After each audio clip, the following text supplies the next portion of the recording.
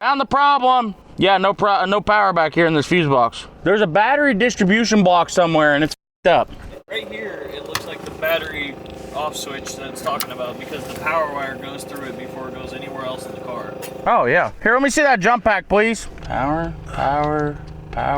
Oh, found it. No power coming out of that deal. What we've got here is we've worked for about an hour. We went ahead and we had a jump pack running and the jump pack eventually ran dead. So right there I'm hooked to power, but I have no power because the battery shut-off switch isn't working right. So we bypassed that with the jump pack. And then from there, we didn't have power in the back.